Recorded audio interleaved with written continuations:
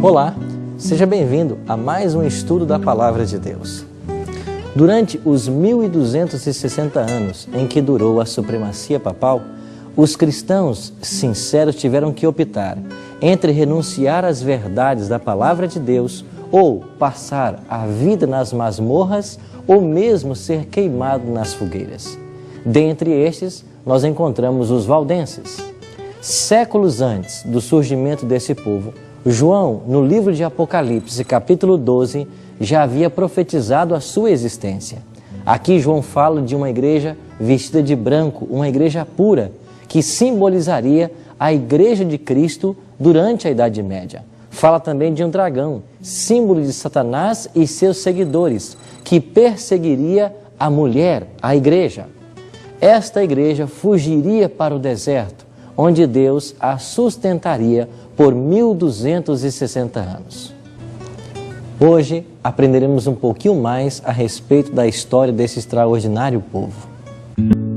Ao tentar impor a religião e as suas práticas, a Igreja Romana encontrou maior oposição nas suas próprias terras, onde havia firmado seu poderio, aqui na Itália. O povo valdense, durante um período de mais ou menos 1000 anos, esteve resistindo à influência romana e crendo na verdade eterna da Palavra de Deus. Em escolas como esta, desde criança eles eram ensinados a aprender da Palavra de Deus e a viver de acordo com suas regras.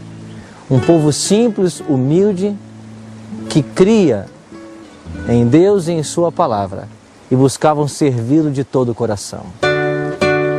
Os pastores valdenses, chamados de barbas, ensinavam seus membros a serem puros, bondosos e amigáveis com todos. Mantinham o amor de Deus no coração e desejavam partilhar com outros as bênçãos que fruíam. Pastor, como era a educação dos jovens valdenses? A educação, ou a formação dos pregadores, porque isso era uma escola de pregadores valdenses, era muito interessante. Eles não tinham todos esses livros de teologia e de história e outras coisas como nós usamos hoje. O livro básico era apenas a Palavra de Deus. E eles, no caso, vinham aqui por 4 invernos e ficavam nesse local aqui, sem sair, estudando a Palavra de Deus e se preparando para pregar o Evangelho em outros lugares. Terminados esses 4 invernos, eles ficavam por 1 ano num lugar distante, se consagrando para assumir o perfil de um verdadeiro ministro ou pregador.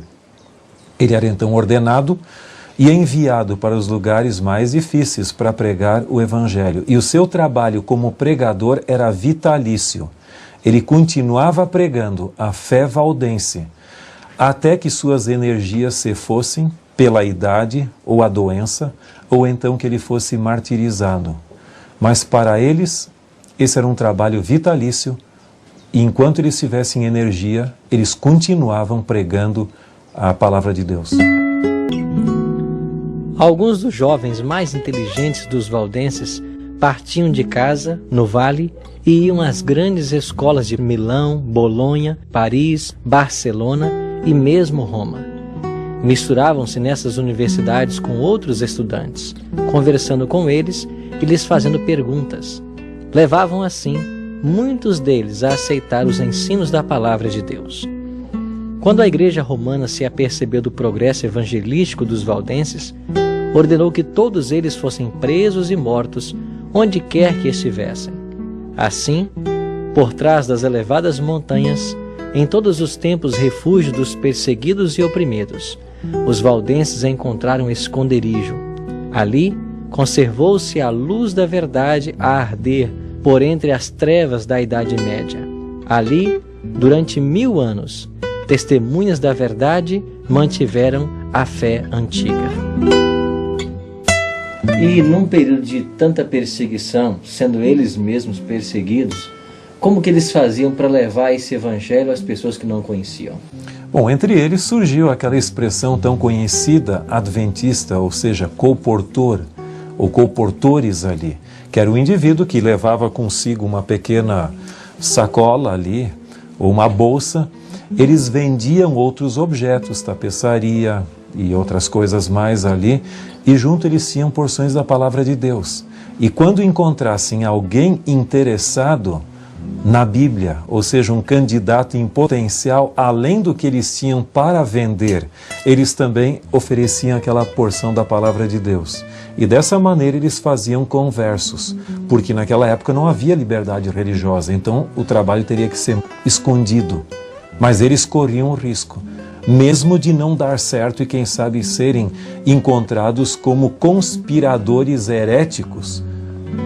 Também é verdade que eles ocultavam porções da Bíblia na própria roupa para, tendo oportunidade no comércio ou em algum outro local, dar isso para alguém ou então usá-lo para a pregação do Evangelho? Com certeza. Eles não mediam esforços na questão da propagação da palavra de Deus. Eu creio que todos os métodos possíveis de fazer com que a luz da palavra de Deus pudesse ser levada a outros povos, eles usavam. Os missionários valdenses estavam invadindo o reino de Satanás. Os chefes papais viram um grande perigo para a sua causa no trabalho desses humildes itinerantes. Roma decidiu então exterminá-los da terra. Em 1177, o Papa Alexandre III promulgou uma bula contra os valdenses. Esta bula convoca todos os membros da Igreja Romana para se unirem à cruzada contra os assim chamados hereges. Como incentivo para esta obra cruel, a Igreja absolveria todas as penas e castigos eclesiásticos, desobrigava de qualquer juramento feito, legitimava o direito de qualquer propriedade que pudessem ter sido ilegalmente adquiridos e prometia remissão dos pecados aos que matassem alguns dos hereges. Começaram então as mais terríveis cruzadas contra o povo de Deus em seus lares montesinos. Várias vezes foram suas plantações destruídas, suas habitações e capelas incendiadas, mas apesar da carnificina que foram sujeitos, continuavam a mandar seus missionários espalhar a verdade preciosa. Durante o período de perseguição aos fiéis filhos de Deus, muitos deles, dos valdenses, encontraram aqui nessa caverna abrigo e proteção e um local para cultuar ao seu Deus verdadeiro. O que de fato acontecia nesse local? Esse era um templo, um esconderijo entre as montanhas, as rochas aqui, cumprindo basicamente a profecia que dizia que a igreja deveria fugir e se esconder ali. Aqui os valdenses conseguiram um lugar onde podiam pelo menos adorar a Deus num período em que não havia tolerância religiosa.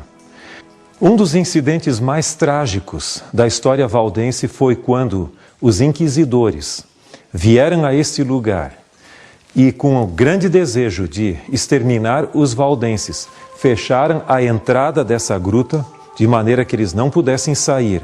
E então depois atearam fogo em tochas e outros objetos, jogaram por essa fenda para baixo aqui, e todos os valdenses que aqui estavam abrigados morreram asfixiados. Do outro lado dos Alpes dos valdenses, vivia outro grupo de perseguidos, os assim chamados de hereges, os albigenses. Ocupavam cidadezinhas e vilas no sul da França. Em 1198, subiu ao trono papal Inocêncio III. Ele então convoca os chefes de sua igreja para discutir a melhor maneira de destruir os valdenses e albigenses. Foi proclamada então uma cruzada, ou Guerra Santa, contra os albigenses em todos os países da Europa dominados pelo papado. Prometiam-se casas, terras e os bens dos hereges, aqueles que matassem esses dissidentes da igreja. Ao terminar a cruzada, milhares de albigenses haviam sido mortos. Apenas alguns conseguiram escapar pelas montanhas e se reunirem com os valdenses. Deus permitiu que relativa paz então chegasse para seus filhos fiéis, com o grande cisma dos papas. Este cisma se deu por causa da eleição de 3 papas ao mesmo tempo: João XXIII, em Pisa, na Itália, Bento ou Benedito XIII de Avignon e Clemente XII de Roma. O problema do cisma só foi resolvido no Concílio de Constança, na Alemanha, quando no dia 11 de novembro de 1417, Odo Colonna foi eleito Papa e recebe o nome de Martinho V. Reiteradas vezes a perseguição retornava. Um destes perseguidores, um capitão chamado Lapalus, dirigiu seus soldados contra os valdenses no lado francês dos Alpes. Os valdenses viram que Lapalus tinha 20 vezes mais soldados do que eles. Então, pondo as crianças e os velhos em carroças, tangendo seus rebanhos, ovelhas e cabras adiante deles, começaram a subir as íngremes encostas dos montes.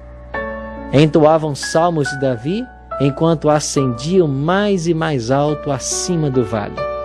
Os abismos ressoavam aos sons de suas vozes. A maioria do grupo chegou à bem conhecida caverna no lado da montanha. As mulheres e crianças foram à pressa para o fundo da caverna, na profundidade da gruta, ao passo que os homens ficaram a vigiar na porta. Tinham pilhas de pedras para arremessar em quem quer que tentasse entrar. Lapalus viu o perigo de se aproximar por baixo. Então deu a volta e desceu por cordas, que seriam usadas para enforcar os valdenses até a boca da caverna. Os homens foram pegos de surpresa. Não haviam previsto um ataque de cima e pareciam paralisados ante o adversário. Haveria sido fácil matar aquele primeiro grupo de soldados, mas aquele povo era tão pacífico que a ideia de lutar, mesmo para defender a própria vida, parecia-lhes estranha. Eles fugiram então para dentro da caverna. Lapalus ordenou que seus soldados colocassem fogo na entrada da caverna e todos morreram sufocados. Cerca de 3.000 pereceram naquele fatídico dia e os valdenses nunca mais ocuparam aquele belo vale.